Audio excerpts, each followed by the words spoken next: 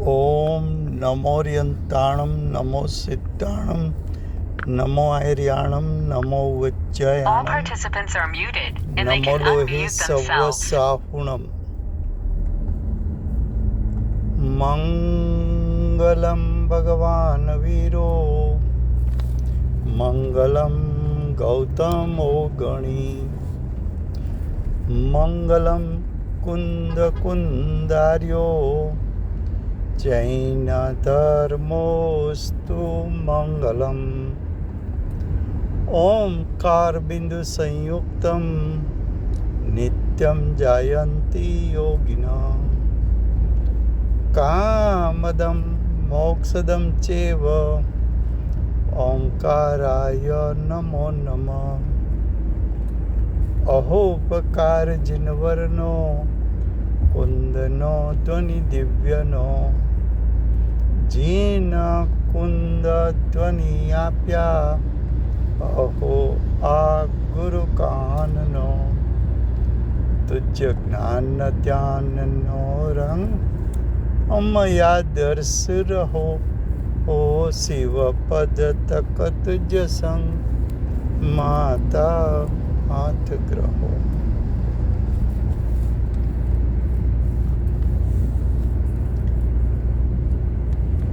ये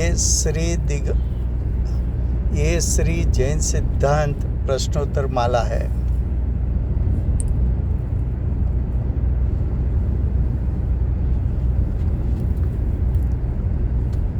उसका प्रकाशन दिगंबर जैन स्वाध्याय मंदिर ट्रस्ट ने किया है।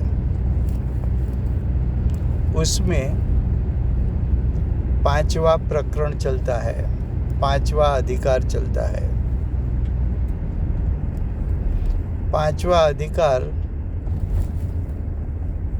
सट कारक अधिकार है। सट यानी 6 कारक, उसका कथन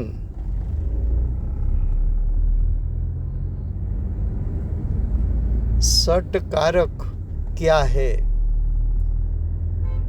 कारक किसको कहते हैं, तो कि जब किसी भी एक क्रिया होती है, किसी भी द्रव्य में एक क्रिया होती है, तब एक क्रिया को 6 दृष्टि से देखना, उसको कारक कहने में आता है। 6 दृष्टि का अर्थ क्या है,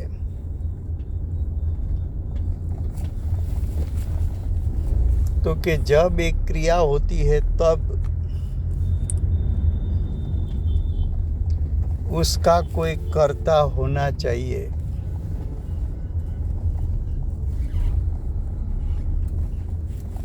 तो कर्ता नाम का एक कारक है। जब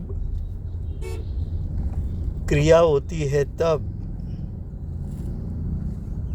जो परिणाम को कर्ता प्राप्त करता है उसको कर्म कहने में आता है। तो दूसरा कारक कर्म कारक है। जब कोई क्रिया होती है तब क्रिया करने के लिए साधन चाहिए। तो क्रिया करने का साधन उसको करण कारक कहने में आता है।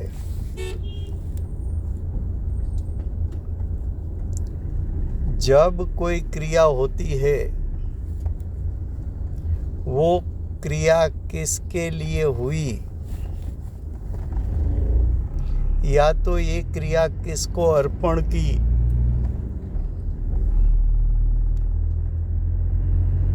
तो जिसको अर्पण की उसको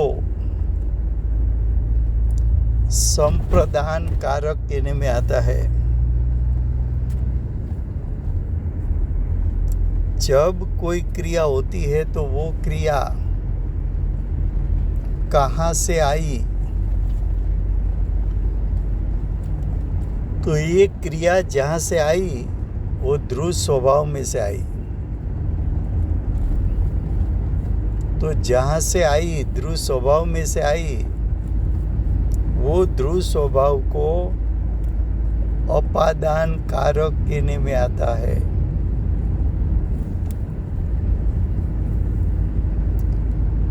और जो क्रिया हुई वो किसके क्षेत्र में हुई, किस क्षेत्र के आधार पर हुई,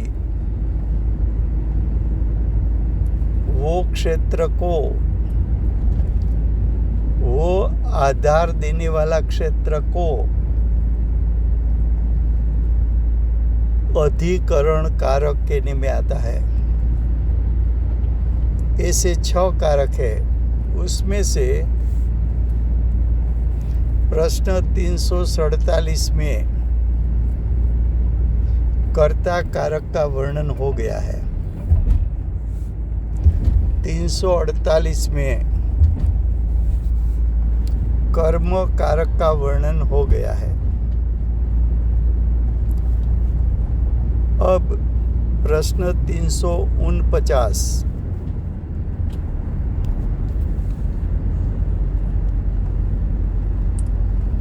प्रश्न 349, करण किसे कहते हैं?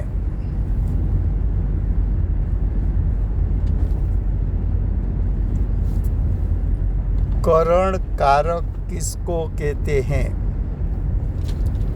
प्रश्न 349 માં પ્રશ્ન કર્યો છે કે કરણ कारक किसको कहते हैं? करण कारक कोने कहे छे? करण का अर्थ है साधन। करणનો अर्थ છે સાધન।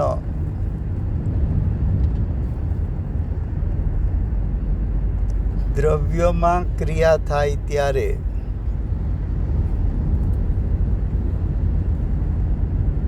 જે સાધન દ્વારા ક્રિયા કરવામાં આવે એ સાધનને કરણ કહેવામાં આવે છે।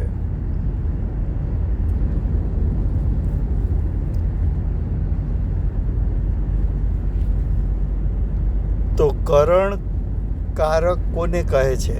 એનો उत्तर, उस परिणाम के साधकतम अर्थात उत्कृष्ट साधन को करण कहने में आता है। तो जे क्रिया थई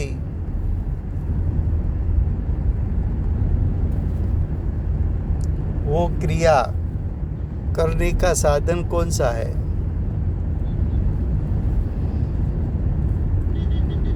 तो कि क्रिया होती है परिणमन शक्ति के कारण। तो परिणमन शक्ति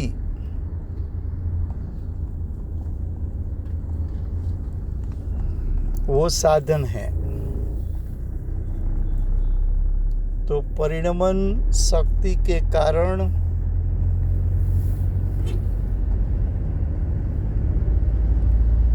क्रिया हुई।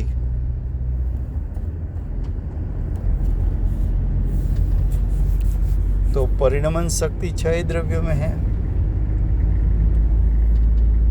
और कारक हमने पहले कहा था कि कारक तो 6 द्रव्यों में होता है। हमने पहले बताया था कि कारक गुण है, कारक शक्ति है।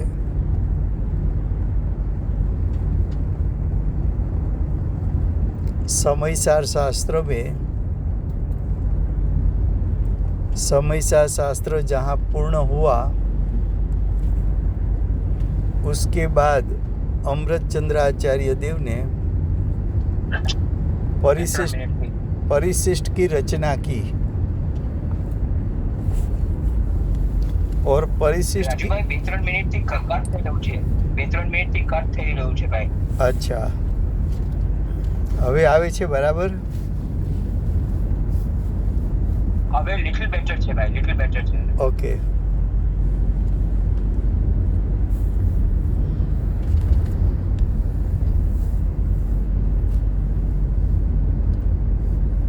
કરણ કારક સમયસાર શાસ્ત્રમાં સમયસાર પૂર્ણ થયું પછી અમૃતચંદ્ર આચાર્ય દેવે પરિશિષ્ટની રચના કરી. પરિશિષ્ટ શબ્દનો અર્થ કર્યો કે સમયસારમાં ભગવત કુંકુંદાચાર્ય દેવે જે કહ્યું છે એનું હાર્દ કાયમ રાખીને હું વિશેષ કહીશ અને એમનું એટલે કે કુંકુંદાચાર્ય દેવનું હાર્દ કાયમ રાખીને એમણે જે નથી કહ્યું તે પણ કહીશ.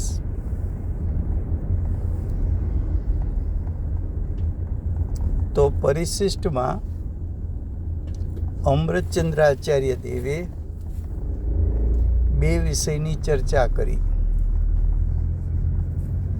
એક અનેકાંતનું સ્વરૂપ અને બીજું ઉપાય ઉપેય ભાવ.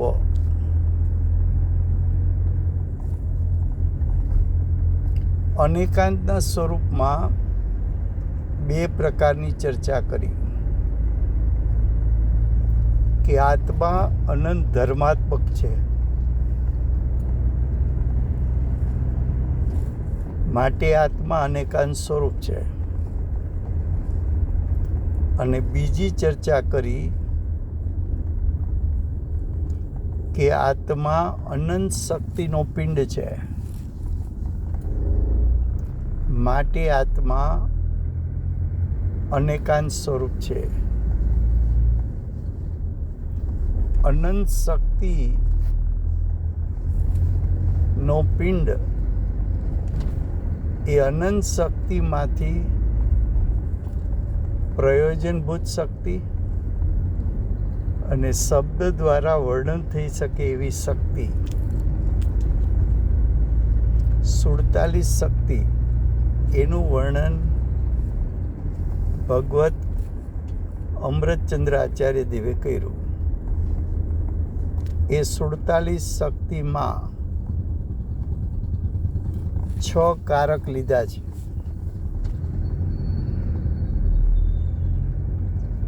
શક્તિને શક્તિ પણ કહેવાય, ગુણ પણ કહેવાય, સ્વભાવ પણ કહેવાય. માટે 6 કારક ગુણ પણ છે, શક્તિ પણ છે અને સ્વભાવ પણ છે. ત્યાં 6 કારક એટલે કર્તા, કર્મ, કરણ, સંપ્રદાન, અપાદાન, અધિકરણ એવી 6 શક્તિનું વર્ણન કરીને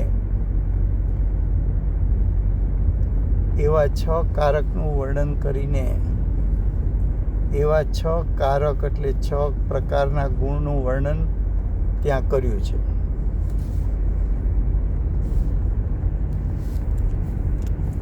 એમાંથી અત્યારે કરણ શક્તિનો વિષય ચાલે છે.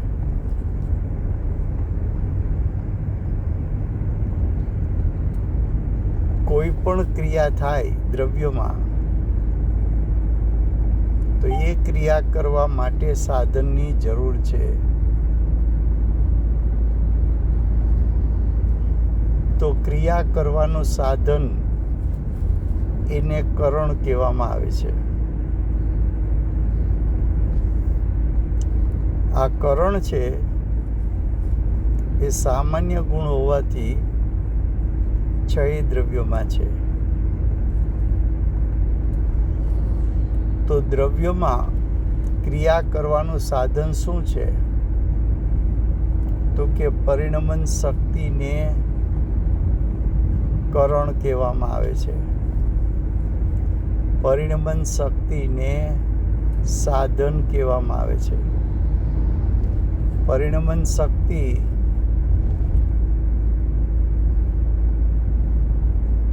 એ તો 6 દ્રવ્યોમાં છે. તો દરેક દ્રવ્યોમાં क्रिया करवानु साधन है. अब देखो प्रश्न 349, उसकी परिभाषा क्या है. इस परिणाम के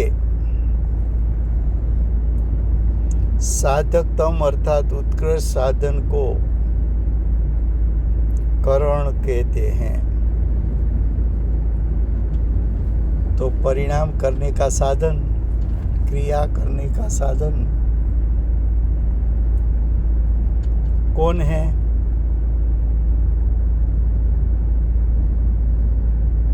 तो कि उसका उत्कृष्ट साधन परिणमन शक्ति है.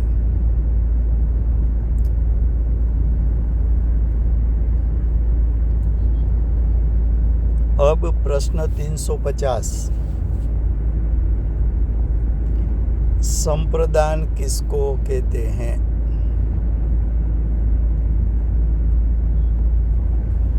संप्रदान का एक अर्थ है अर्पण करना. जो परिणाम उत्पन्न हुआ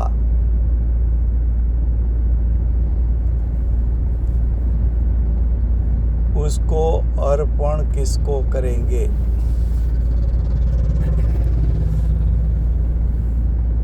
लौकिक दृष्टांत, मैंने भोजन बनाया, मैंने खाया.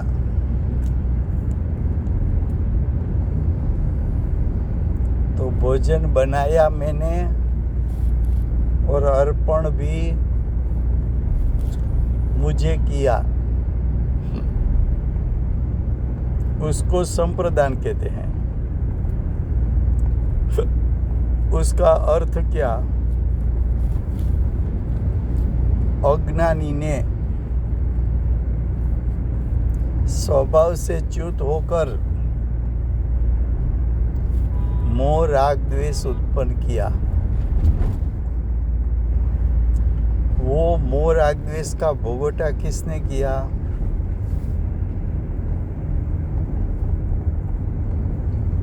तो कि मोह राग द्वेष का भोगोटा स्वयं ने किया. स्वयं ने भोगोटा किया तो क्या हुआ? तो क्या आकुलता का वेदन हुआ. तो अज्ञानी जीव ने स्वभाव से च्युत होकर मोह राग द्वेष की उत्पत्ति की. वही मोह राग द्वेष का स्वयं ने भोगोटा किया. तो वो परिणाम स्वयं को अर्पण कर दिया. तो मोह राग द्वेष का वेदन किया तो क्या हुआ? तो कि दुख का वेदन हुआ. फिर से गुजराती में, चौथा कारक है संप्रदान कारक.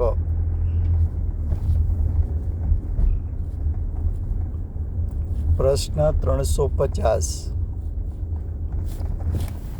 संप्रदान कोने कहे छे?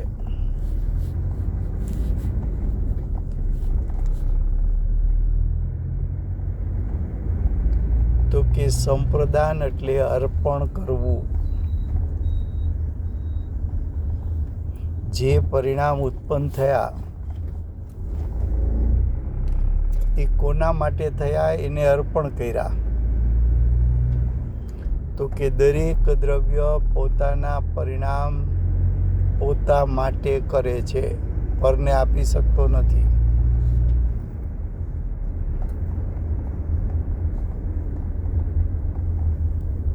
दृष्टांत, अज्ञानी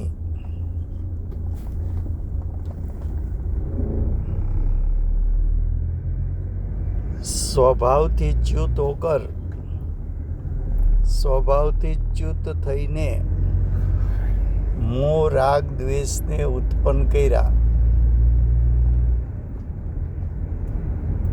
એ મોહ રાગ દ્વેષનો ભોગવટો પણ અજ્ઞાનીએ પોતે કર્યો. પરિણામ ઉત્પન્ન પોતે કર્યા, પોતાને અર્પણ કર્યા, એટલે કે પોતે ભોગવટો કર્યો. અને જીવ પાસે જ્ઞાન અને સુખ ગુણ એવા છે કે વેદનભૂત છે.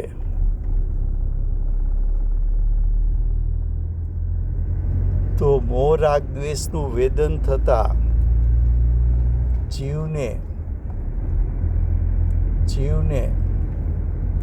આકુળતાનું વેદન થયું.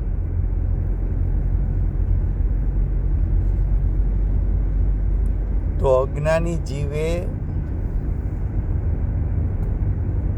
મોહ રાગ દ્વેષ વર્તમાન સમયમાં ઉત્પન્ન કરીને પોતાને અર્પણ કરીને એનો ભોગવટો કર્યો તો આકુળતાનું વેદન થયું. એને સંપ્રદાન કહેવાય. અજ્ઞાની જીવની જગ્યાએ સાધક જીવ હોય તો સાધક જીવના પરિણામ આંશિક શુદ્ધ આંશિક અશુદ્ધ થાય છે. તો સાધક જીવ શુદ્ધ પરિણામ થાય તો જેટલા અંશે શુદ્ધ પરિણામ થયા એટલું અતિન્દ્રિય જ્ઞાન અતિન્દ્રિય સુખનું વેદન કરે છે. અને જેટલી અશુદ્ધતા છે એટલું આકુળતાનું વેદન કરે છે. તો સમ્યક દ્રષ્ટિ 4 ગુણસ્થાનથી 12 ગુણસ્થાન મિશ્ર પરિણામ ઉત્પન્ન થવાથી એ મિશ્ર પરિણામ પોતે પોતાને અર્પણ કર્યા ત્યારે શુદ્ધતાને કારણે અતિન્દ્રિય જ્ઞાન અતિન્દ્રિય સુખનું વેદન કર્યું. અને જેટલી અશુદ્ધતા હતી એટલું દુઃખનું વેદન કર્યું. એ જીવ પરિપૂર્ણ શુદ્ધ થાય તો પરિપૂર્ણ શુદ્ધતા પ્રગટવાને કારણે પરિપૂર્ણ અતિન્દ્રિય જ્ઞાન અતિન્દ્રિય સુખ પ્રગટ થતા પરિપૂર્ણ જ્ઞાન ને પરિપૂર્ણ સુખનું વેદન કર્યું. તો પોતે પરિણામ ઉત્પન્ન કર્યા અને પોતે ભોગવા. તો સંપ્રદાન કારક કોને કહેવાય કે परिणाम जो उत्पन्न हुआ वो किसको दिया जाता है? तो कि परिणाम तो दूसरे को तुम दे नहीं सकते. तो स्वयं को अर्पण किया और उसका भोगवटा किया और उसका भोगवटा के कारण या तो इंद्रिय सुख दुख का वेदन किया या तो अतीन्द्रिय सुख का वेदन किया.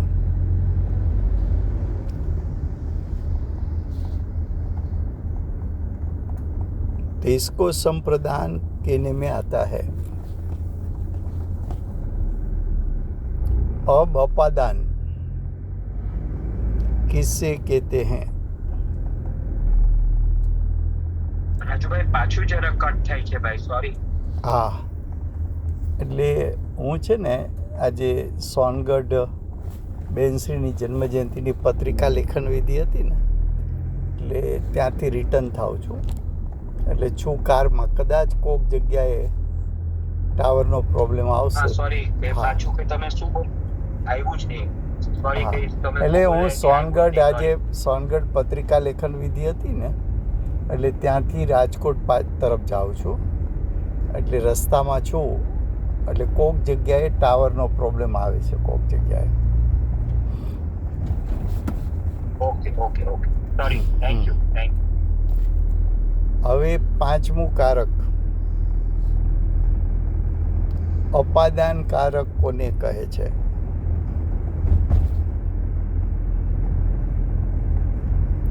તો અપાદાન કારક સમજવા માટે પ્રથમ વિશ્વના 6 દ્રવ્ય એનામાં એટલું શક્તિરૂપ સામર્થ્ય છે કે અનાદિથી અનંત કાળ પ્રતિ સમય એક પર્યાયને ઉત્પન્ન કરી શકે.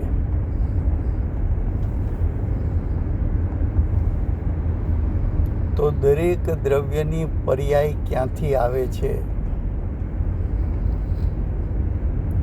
તો કે દરેક દ્રવ્યની પર્યાય પોતપોતાના શક્તિરૂપ સામર્થ્યમાંથી એટલે કે દ્રવ્ય સ્વભાવમાંથી પ્રગટે છે.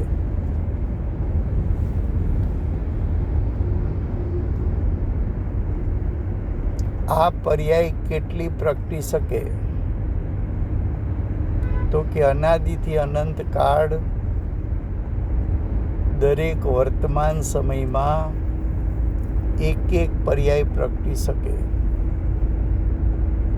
એક સાથે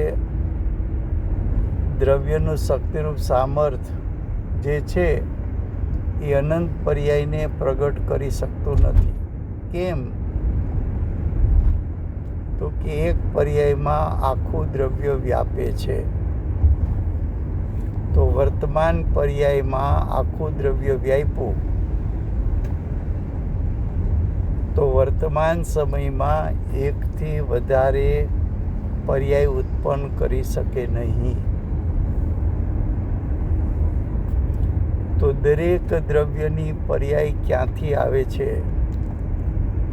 તો કે દરેક દ્રવ્યની પર્યાય દ્રવ્ય સ્વભાવમાંથી એટલે કે દ્રવ્યના ધ્રુવ સ્વભાવમાંથી આવે છે.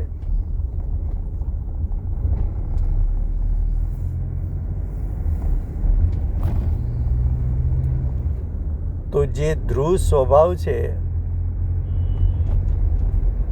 એને અપાદાન કારક કહેવામાં આવે છે.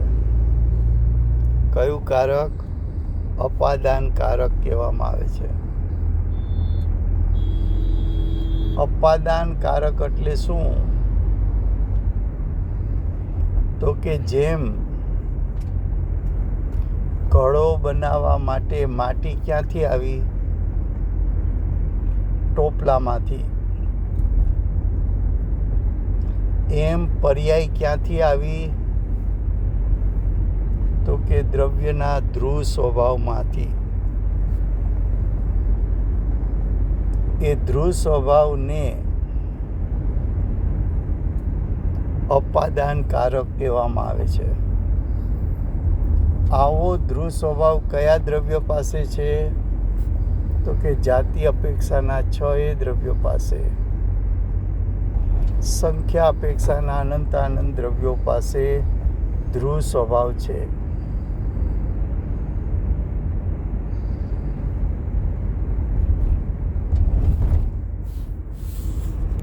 હવે આ ધ્રુવ સ્વભાવમાંથી પર્યાય ક્યારે આવશે?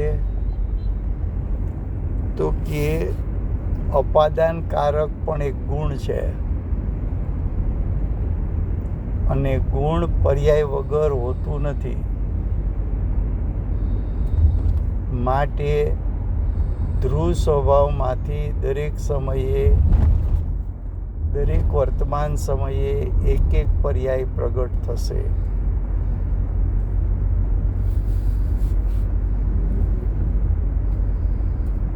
હવે એમના શબ્દ વાંચીએ છીએ. उत्तर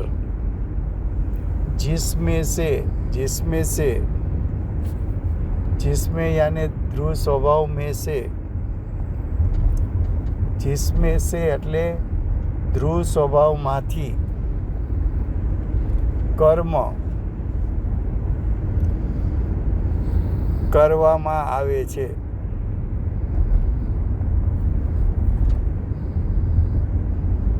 તે ધ્રુવ વસ્તુને અપાદાન કહે છે. શું કહ્યું? फिर से हिंदी में. पांचवा कारक अपादान कारक किससे कहते हैं?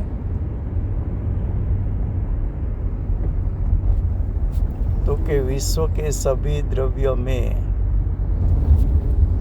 अनादि से अनंत काल परिणमन करने की शक्ति रूप सामर्थ भरा पड़ा है. तो द्रव्य में जो शक्ति रूप सामर्थ्य है उसके कारण द्रव्य अनादि से अनंत काल प्रति समय अपने स्वभाव में से एक पर्याय को प्रकट करेगा.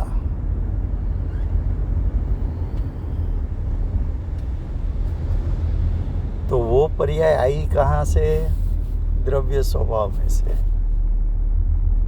द्रव्य स्वभाव को शास्त्र की भाषा में क्या कहने में आता है? तो कि द्रव्य का ध्रुव स्वभाव. ये ध्रुव स्वभाव त्रिकाल है, नित्य है. वो ध्रुव स्वभाव में अनंत शक्ति रूप सामर्थ्य है. इसलिए अनादि से अनंत काल प्रति समय एक पर्याय ध्रुव स्वभाव में से आती है.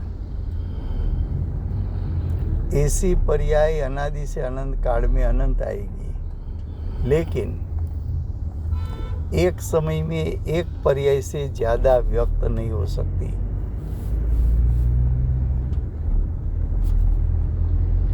तो ध्रुव स्वभाव को अपादान कहने में आता है. उसके उत्तर में शब्द क्या लिखा? देखो, जिसमें से उसका अर्थ है ध्रुव स्वभाव में से, द्रव्य स्वभाव में से, कर्म यानी परिणाम पर्याय किया जाए उस ध्रुव वस्तु को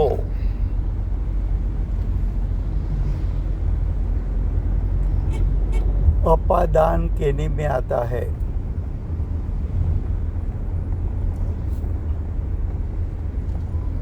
जो परिणाम उत्पन्न होता है तो शास्त्र में परिभाषा क्या बताई है कि द्रव्य सत है. सत कैसा है? तो कि पूर्व पर्याय का त्याग करता है, उत्तर पर्याय को प्रकट करता है और ध्रुव स्वभाव त्रिकाल रहता है. तो पर्याय जो नई उत्पन्न हुई, उत्तर पर्याय जो प्रकट हुई, वो आई ध्रुव स्वभाव में से. ये ध्रुव स्वभाव को अपादान कारक कहने में आता है. ऐसा ध्रुव स्वभाव किस द्रव्य के पास है? 6 द्रव्य के पास है. ये ध्रुव स्वभाव कैसा है? त्रिकाल है. ये ध्रुव स्वभाव कैसा है? निरपेक्ष है। ये ध्रुव स्वभाव कैसा है? अनंत शक्ति रूप सामर्थ्य वाला है। ये ध्रुव स्वभाव कैसा है?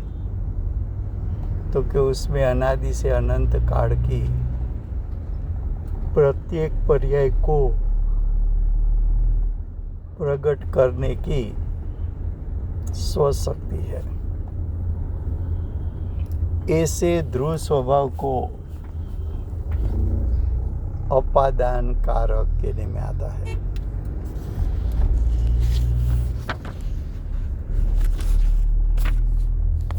अब छठा कारक अधिकरण कारक किसको कहते हैं?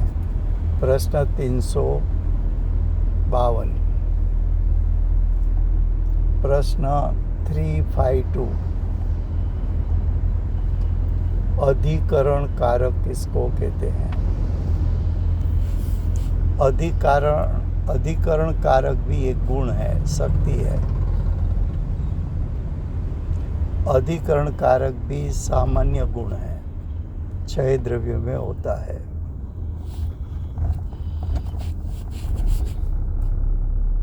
अधिकरण का अर्थ क्या है? कि क्रिया किसके आधार पर होती है? क्रिया किस क्षेत्र के आधार पर उत्पन्न होती है?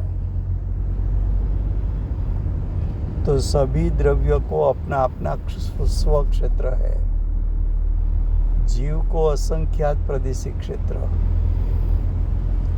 उद्गल परमाणु एक प्रादेशिक क्षेत्र,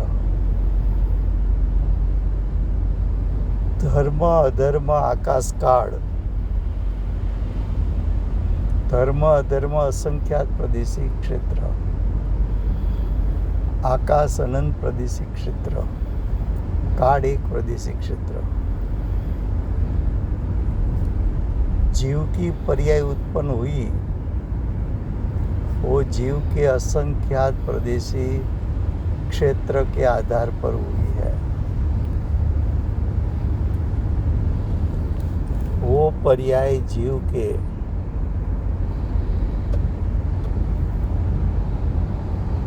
असंख्यात प्रदेश में उत्पन्न हुई है।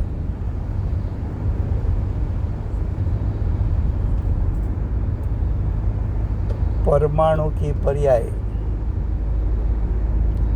उसके एक प्रदेश में उत्पन्न हुई है।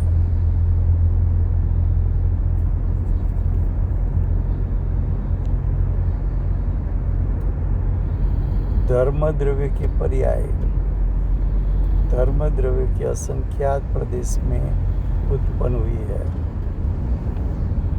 अधर्म द्रव्य की पर्याय अधर्म द्रव्य के असंख्यात प्रदेश से उत्पन्न हुई है।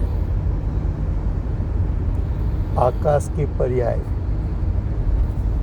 उसके अनंत प्रदेश क्षेत्र में से उत्पन्न हुई है। काल की पर्याय उसके एक प्रदेश में उत्पन्न हुई है।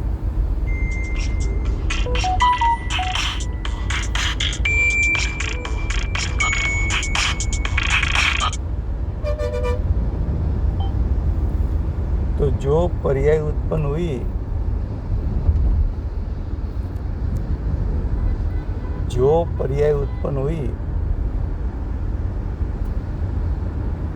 वो पर्याय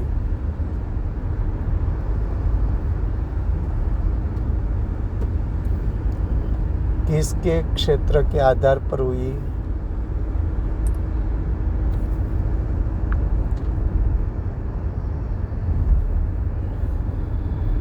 तो के द्रव्य के क्षेत्र के आधार पर हुई।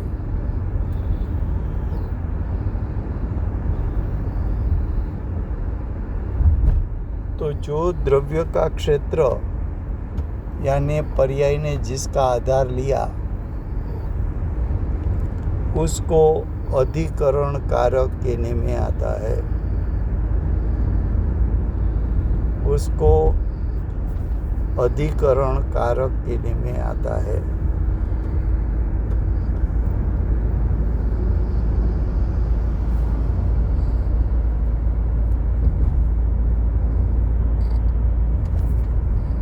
अब अधिकरण की परिभाषा क्या बताई? प्रश्न 352 उसका उत्तर, जिसमें यानी द्रव्य के क्षेत्र में जिसके आधार से क्या लिखा? जिसमें या तो जिसके आधार से, तो जिसमें यानी द्रव्य के क्षेत्र में या तो जिसके आधार से, तो जिसका आधार यानी द्रव्य के क्षेत्र के आधार से कर्म यानी कार्य यानी परिणाम किया जाए,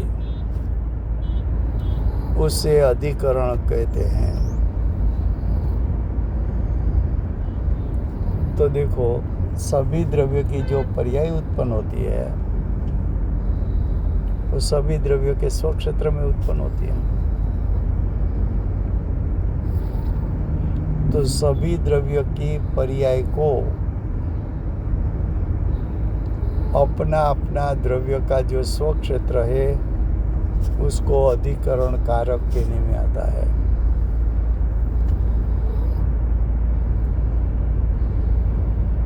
फिर से गुजराती में, छठा कारक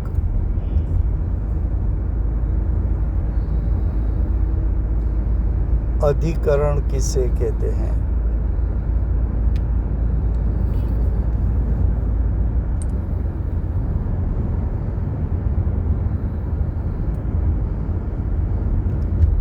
तो अधिकरण કારક કોને કહેવામાં આવે છે? એનો ઉત્તર જેમાં એટલે દ્રવ્યના ક્ષેત્રમાં, જેમાં અથવા जिसके आधार से એટલે જેના આધારે એટલે દ્રવ્યના ક્ષેત્રના આધારે કર્મ એટલે કાર્ય એટલે પરિણામ કરવામાં આવે તેને અધિકરણ કહે છે। તો અધિકરણ કોને કહ્યું?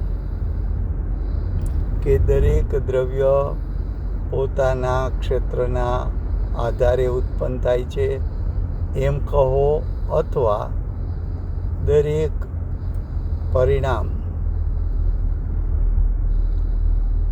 દ્રવ્યના સ્વક્ષેત્રમાં ઉત્પન્ન થાય છે એ દ્રવ્યનું સ્વક્ષેત્ર એને અધિકરણ કારક કહેવામાં આવે છે। તો આ છઠ્ઠું કારક થયું। તો 6 કારક દરેક દ્રવ્યમાં જ છે।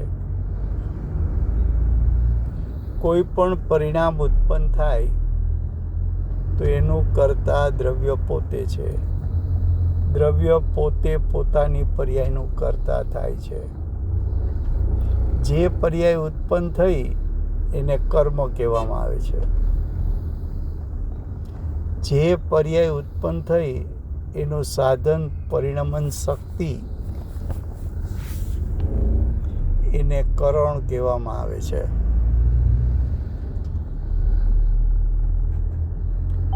અને જે પર્યાય ઉત્પન્ન થાય એનો જે ભોગવટો કરે એ પર્યાય એને અર્પણ કરી એટલે કે સંપ્રદાન કહેવામાં આવે છે। તો દરેક દ્રવ્ય પોતાની વર્તમાન પર્યાયનો પોતે જ ભોગવટો કરે છે। એટલે દ્રવ્ય પોતે કરતા, દ્રવ્ય પોતે કર્મ, દ્રવ્ય પોતે કરણ, દ્રવ્ય પોતે સંપ્રદાન. હવે અપાદાન. દ્રવ્યના ધ્રુવ સ્વભાવમાંથી જ પર્યાય આવે છે. તો દ્રવ્યનો ધ્રુવ સ્વભાવ અપાદાનકારક છે અને દ્રવ્યના સ્વક્ષેત્રમાં જ કાર્ય એટલે પરિણામ ઉત્પન્ન થાય છે. માટે દ્રવ્યનું સ્વક્ષેત્ર એના આધારે પરિણામ ઉત્પન્ન થતું હોવાથી દ્રવ્યનું સ્વક્ષેત્ર જ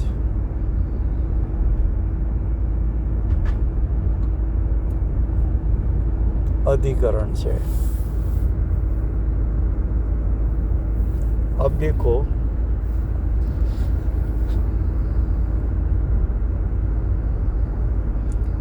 (352) प्रश्न के नीचे ब्रैकेट में लिखा है सर्व द्रव्यों की, सर्व यानी 6 द्रव्यों की प्रत्येक पर्याय का अर्थ वर्तमान प्रत्येक पर्याय में 6 कारक. રાજુભાઈ કેને એક મિનિટ જરા ઇન્ટરપ્ટ કરું? સોરી, જે તમે હમણાં હિન્દીમાં બોલ્યા પાછું જરા ગુજરાતીમાં પાછું બોલી લેશો પ્લીઝ? ચોક્કસ. Thank you. અધિકરણ કારક કોને કહે છે?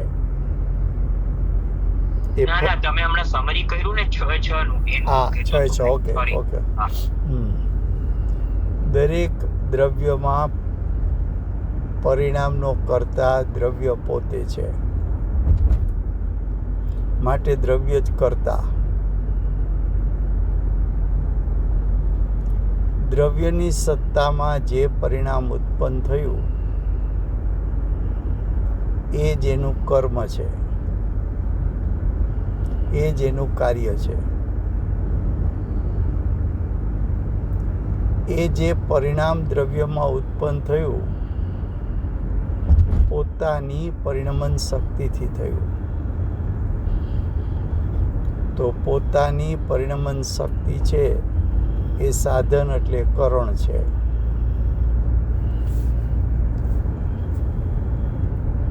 પોતાના દ્રવ્યમાં જે પર્યાય ઉત્પન્ન થઈ એનો ભોગવટો પોતે કર્યો. તો ભોગવટો પોતે કર્યો એ સંપ્રદાન છે. જે પર્યાય આવી, વર્તમાનમાં જે પર્યાય ઉત્પન્ન થઈ એટલે દ્રવ્યમાંથી આવી. ક્યાંથી આવી? તો કે દ્રવ્યના ધ્રુવ સ્વભાવમાંથી વર્તમાન પર્યાય પ્રગટ થઈ. તો ધ્રુવ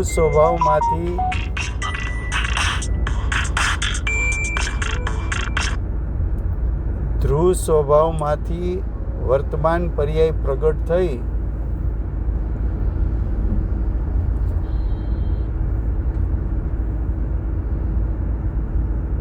એને અપાદાનકારક કહે છે. અને પર્યાય જે ઉત્પન્ન થઈ દ્રવ્યના સ્વક્ષેત્રમાં ઉત્પન્ન થઈ, એટલે કે સ્વક્ષેત્રના આધારે ઉત્પન્ન થઈ. તો સ્વક્ષેત્રનો આધાર એને અધિકરણ કારક કહે છે. તો દ્રવ્ય પોતે કરતા, પોતાનું વર્તમાન પરિણામ એનું કર્મ, પરિણમન શક્તિ કરણ, પોતે ભોગવટો કર્યો સંપ્રદાન, પોતાના ધ્રુવ સ્વભાવમાંથી પરિણામ આવ્યું માટે ધ્રુવ સ્વભાવ અપાદાન, અને સ્વક્ષેત્રના આધારે પરિણામ ઉત્પન્ન થયું તો પોતાનું સ્વક્ષેત્ર અધિકરણ છે. તો 6 કારક દરેક દ્રવ્યમાં પોતાનામાં છે.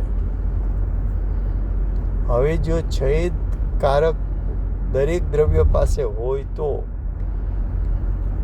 દરેક દ્રવ્યના પરિણામ પોતાના સટકારકથી થાય કે બીજાના સટકારકથી થાય? તો કે દરેક દ્રવ્યના પરિણામ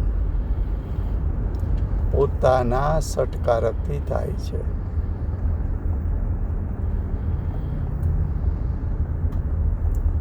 છ કારક 6 દ્રવ્યોમાં છે. જાતિ અપેક્ષાના 6 દ્રવ્યોમાં છે. માટે 6 દ્રવ્ય પોતપોતાના સટકારકથી વર્તમાન પરિણામને ઉત્પન્ન કરે છે. માટે 6 દ્રવ્ય વર્તમાન પરિણામ ઉત્પન્ન કરવા માટે સ્વતંત્ર છે, સ્વાધીન છે, પરાધીન નથી, નિરપેક્ષ છે, એને નિમિત્તની પણ અપેક્ષા નથી. આ 6 કારક ત્રિકાળ હોવાથી 6 દ્રવ્યોમાં આ ષટકારક ત્રિકાળ હોવાથી 3 કાળ વર્તમાન સમયમાં પ્રત્યેક દ્રવ્ય પરિણામ ઉત્પન્ન કરે છે એ પોતાના સટકારકથી ઉત્પન્ન કરે છે.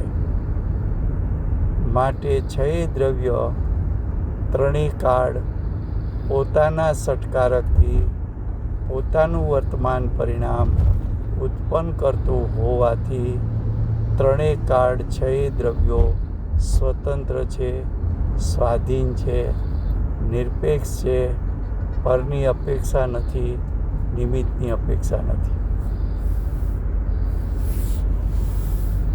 હવે प्रश्न 352 के नीचे लिखा है ब्रैकेट करके,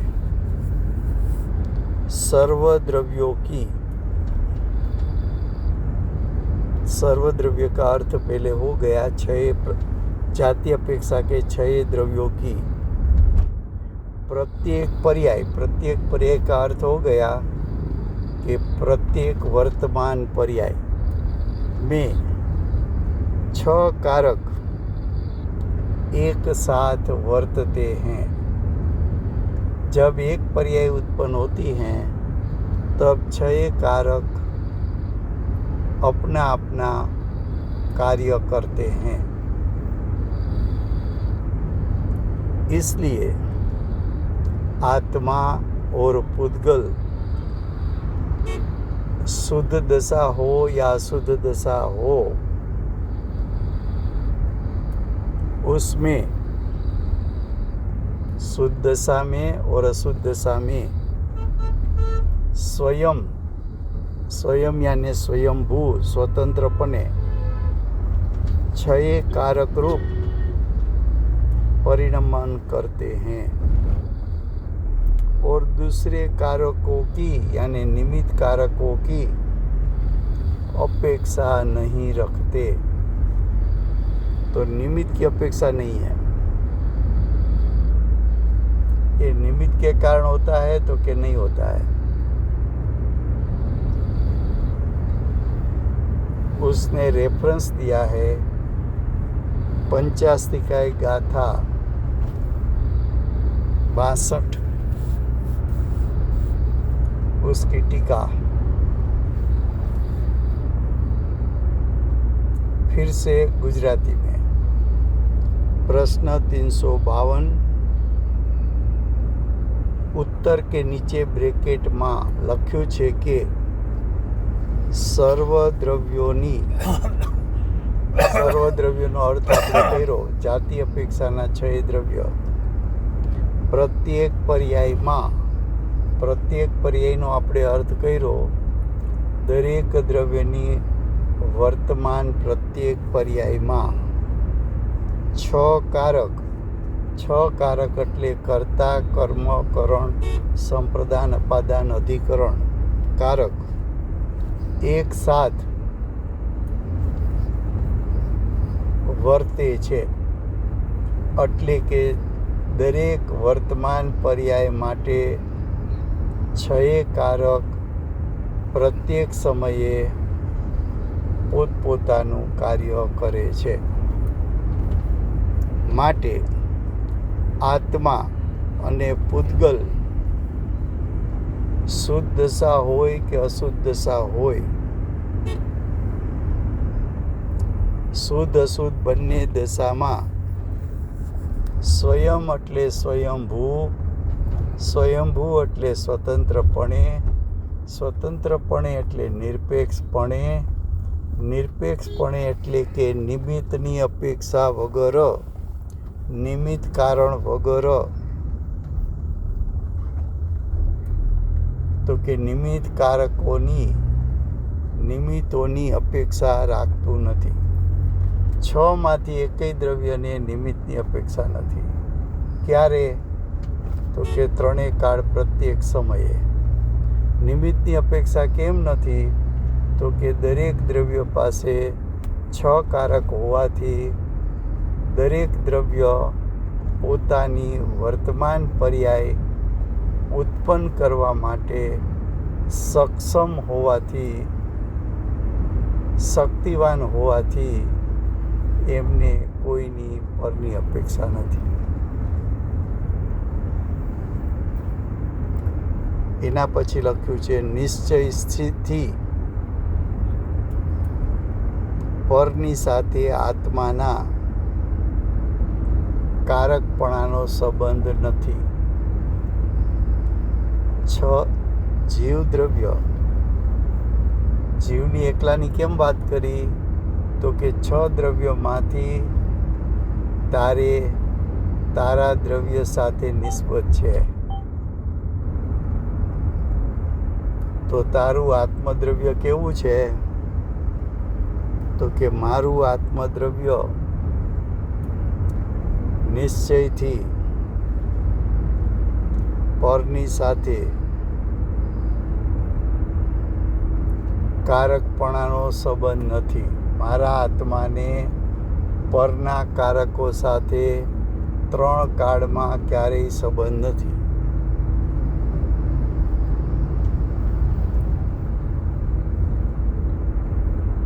જેમણે શુદ્ધાત્મ સ્વભાવની પ્રાપ્તિ કરવી હોય એ જીવ પોતાના સટકારકથી પોતાના પરિણામને પરનું લક્ષ છોડીને સ્વનું લક્ષ કરવામાં જીવ સ્વતંત્ર છે અને પોતે પોતાના સટકારકથી સ્વનું લક્ષ કરીને શુદ્ધ પરિણામને પ્રગટ કરી શકે છે. એટલે કે જીવ સમ્યક દશજ્ઞાન ચારિત્રને પ્રગટ કરી શકે છે. તો 6 કારકની સ્વતંત્રતા બતાવી. હવે એક રાજુભાઈ, હા, આમાં વ્યગ્રતા એટલે શું? શું કહ્યું? વ્યગ્રતા એટલે શું? વ્યગ્રતા, હા, હા, વ્યગ્રતા એટલે શોધવાની વ્યગ્રતાથી જીવો. निश्चय से पर के साथ आत्मा का कारण पड़ने का संबंध नहीं है कि जिससे शुद्धात्म स्वभाव की प्राप्ति के लिए सामग्री बाह्य साधन खोजने की व्यग्रता, जो जब जीव से कार्य नहीं होता है, જ્યારે જીવથી કાર્ય ન થાય ત્યારે આકુળ વ્યાકુળ થાય. આકુળ વ્યાકુળ શેના માટે થાય? કે મારું કાર્ય પરથી થઈ જશે એવી આકુળતા વ્યાકુળતા કરવી એને વ્યગ્રતા કહે છે. અચ્છા, થેન્ક યુ.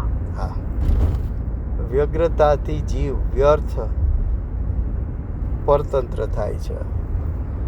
એટલે આકુળ વ્યાકુળ થવાની જરૂર નથી કે હવે મારું શું થશે, કોક આવીને મારું આ કરી દે, તો કે એવી અપેક્ષા રાખતો નહીં. સમય થયો છે. વર્તમાન 24ના આખરી તીર્થંકર દિવ્ય ધ્વનિના દાતાર બાલ બ્રહ્મચારી મહાવીર ભગવાનનો જય હો. મહાવિદ્ય ક્ષેત્રે